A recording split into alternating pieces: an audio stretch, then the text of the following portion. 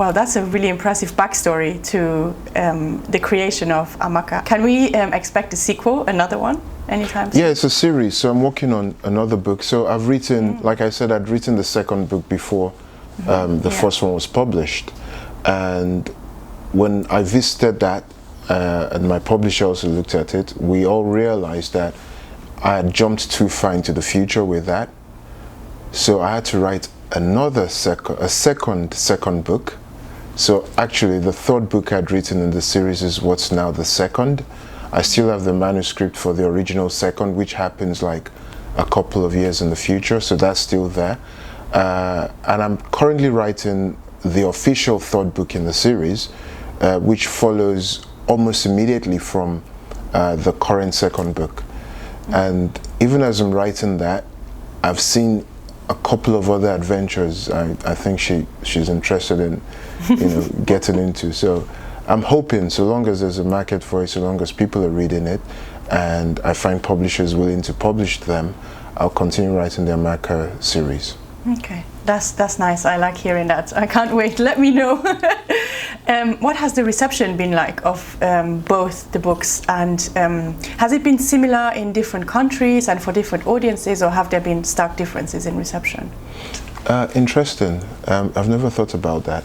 I think they've been received quite well everywhere. The questions asked at panels anywhere in the world are always the same.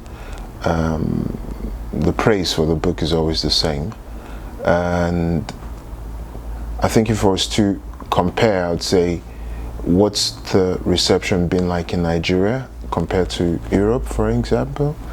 And surprisingly quite similar. So the only difference is where in the West, people who don't know Nigeria, they ask a lot of questions about the way Nigeria is depicted, and they're like, wow, I learned so much about Nigeria through the book. If I felt like I was in Lagos, But when I go to Nigerian people, or when Nigerians talk to me about the book, they go, wow, you really know Lagos.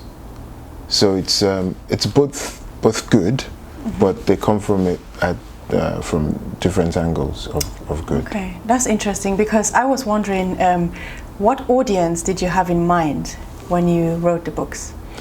My Facebook friends. No, for real. So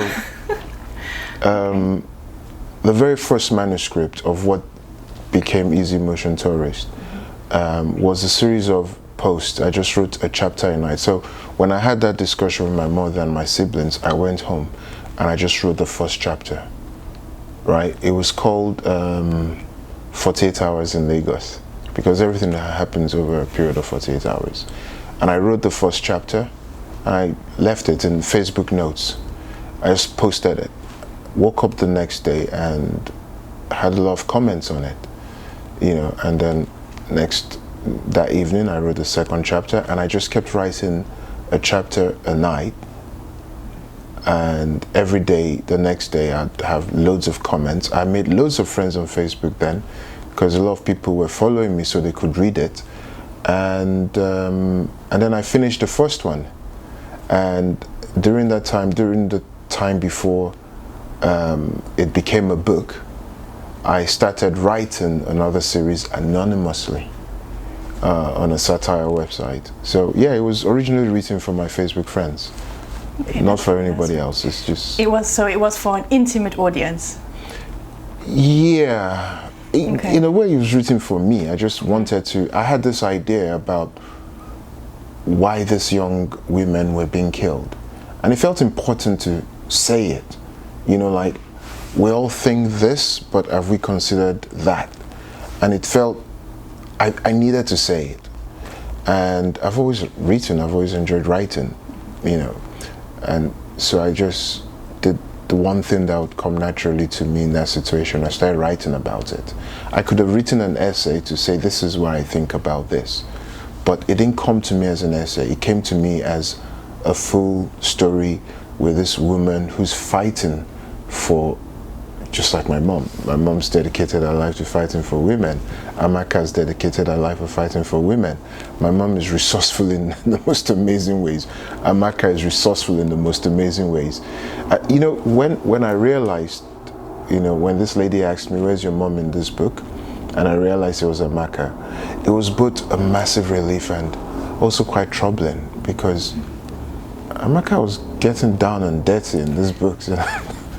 I don't want to think of my mom like